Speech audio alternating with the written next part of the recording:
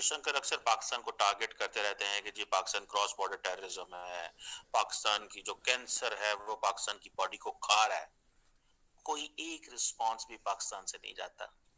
पता नहीं हमें अंग्रेजी बोलनी नहीं आती, हमारे उर्दू बोलनी नहीं आती, हमें पंजाबी बोलनी नहीं आती, हमें किसी जुबान में तो जवाब देना आता है ना। उस जुबान में जवाब देने की कोशिश करनी चाहिए। पता नहीं कब हम जवाब देंगे। वैसे हम कहते रहते हैं जी कि वो अफगानिस्तान के अंदर जी वो इंडियन बैठे हुए हैं, वो हमें ये कर देते हैं, वो कर देते हैं। मैंने कभी फॉरेन ऑफिस या जो हमारे रिस्पॉन्सिबल लोग हैं उनके मुंह से तो नहीं सुना। पता नहीं कहीं करते होंगे कि बंद कमरे में अंदर बैठ के, मेरी मेरी मेरे नॉलेज में नहीं है ना, वो पब्लिक डिस्कोर्स में। ठीक है जी। मीडिया तो सारी बात है मसरूफ है, वो अडयाला जेल और इमरान खान से बाहर ही नहीं निकलता। उसको ये समझ है कि दुनिया का जो फोकल पॉइंट है ना वो अडयाला जेल है। ये बोला है कि जो दहशतगर्दी है उसके हाथों खुद ही मर रहे हैं। नहीं डॉक्टर जयशंकर साहब ने जो बात कही है, ये हिलरी क्लिंटन क्या आई थी पाकिस्तान के पाकिस्तान के अंदर क्या आई थी कि आप पड़ोसियों के लिए सांप अपने बैकयार्ड पे पालेंगे तो वो सांप आपको भी डसेंगे। ये बहुत पुरानी बात की थी। नमस्कार दोस्तों, जय हिंद। विदेश मंत्री जयशंकर मुंबई में कार्यक्रम को संबोधित करते हुए जयशंकर ने अपने पड़ोसी देश की तुलना एक कैंसर बीमारी से की। जयशंकर ने कहा कि पाकिस्तान ऐसा कैंसर है जो अब उसके ही अपने ही लोगों को प्रभावित कर रहा है। जयशंकर ने कहा कि सीमा पर आतंकवाद को समर्थन देने के मामले में पाकिस्तान हमारे पड़ोस में एक उपवाद है। वो कैंसर अब उसके ही अपनी राजनीतिक व्यवस्था को खा रहा है। पाकिस्तान आतंकवाद का समर्थन देता है मगर आतंकवाद का ये कैंसर उसे ही खाने लगा है। शायद पाकिस्तान के 240 मिलियन लोग ये समझते हैं दुनिया का फोकल पॉइंट अडयाला जेल है और उसके अंदर ही सारी की सारी दुनिया की सियासत बन रही है। लेकिन भाई साहब, दुनिया की सियासत वहां नहीं बन रही।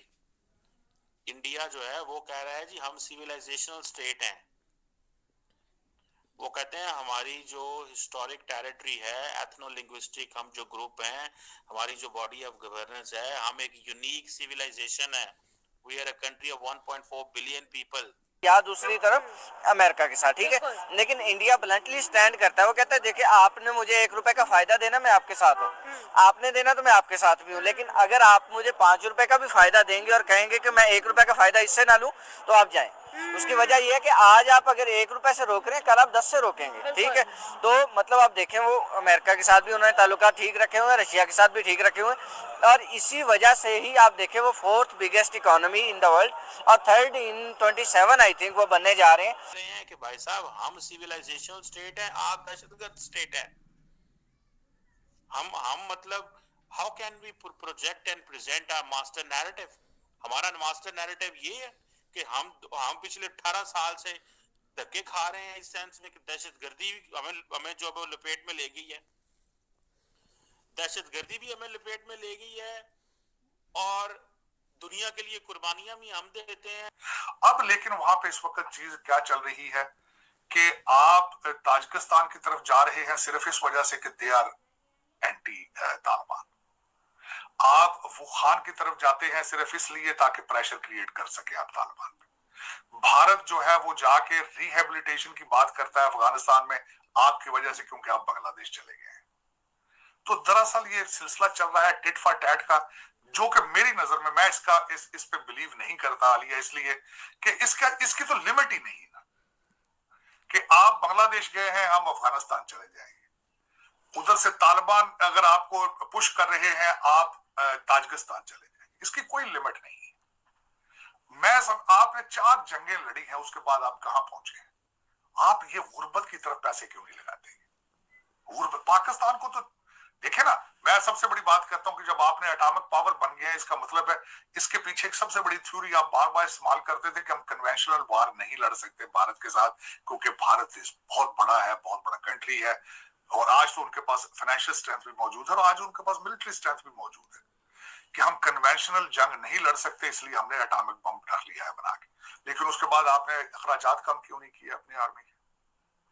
आपने लोगों की वेलफेयर पे पैसे क्यों नहीं लगाए? फिर उसके बाद आपकी इकॉनमी और लोगों की तालीम बेहतर क्यों नहीं हो रही? फिर उसके बाद क्योंकि आप सिंसियर ही नहीं है पाकिस्तान के साथ।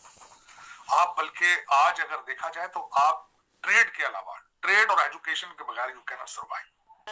हमसे बात भी नहीं होती, या तो हमें बताएं कि हमें साइलेंस में सारा कुछ मिल रहा है तो हमें पता चल जाए यार ऐसा खामोश रहना, बोलना कोई नहीं।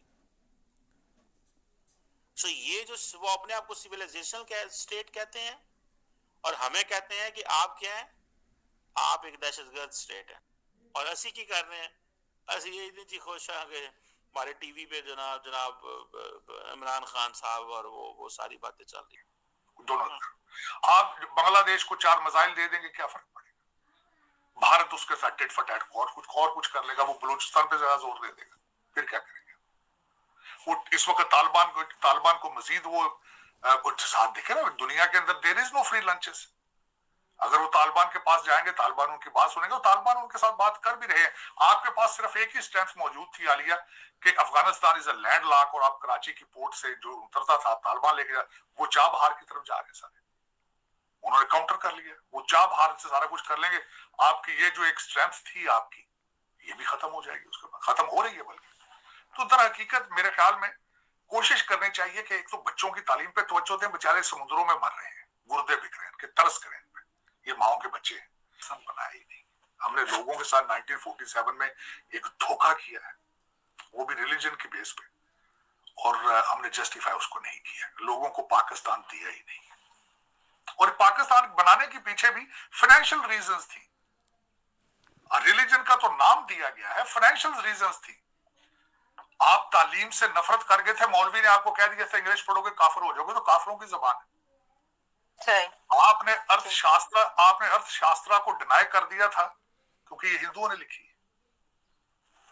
आपने ये सारी चीजें खुद अरेंज की है। आप आज भी खुदारा इन चीजों से ऊपर, आज गोरों की किताबें तो पढ़ के देखे ना, एमबीबीएस करते हो तो एमबीबीएस किसने बनाया? आपकी टेक्निकल, आपके इंजीनियरिंग यूनिवर्सिटीज के अंदर आपका क्या ख्याल है? अरबी में पढ़ाई जा रही सारी चीजें, इंग्लिश में पढ़ाते हैं। आपके अदालतों की प्रोसीजर इंग्लिश में हो रही है।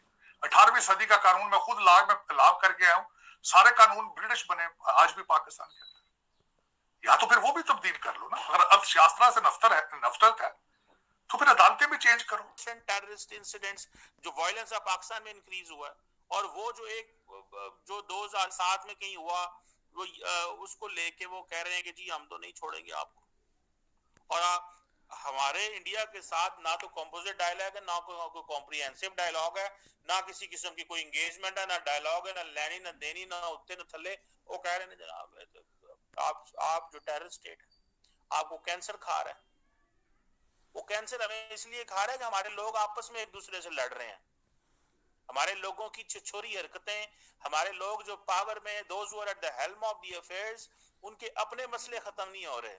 Everybody is fighting his or her case. Nobody is fighting Pakistan's case. Pakistan का मुकदमा कोई नहीं लड़ रहा, सारे अपनी अपनी कहानी राम कहानी बेच रहे हैं, बना रहे हैं, कर रहे हैं। कहता मेरा मुंडा आगा निकल जाए, वो कहता मेरा पोतरा आगा निकल जाए, कहता मेरा भाई आगे निकल जाए, कोई कह रहा है मेरा फलाना आगे निकल जाए, कोई कुछ बात कर रहा होता है।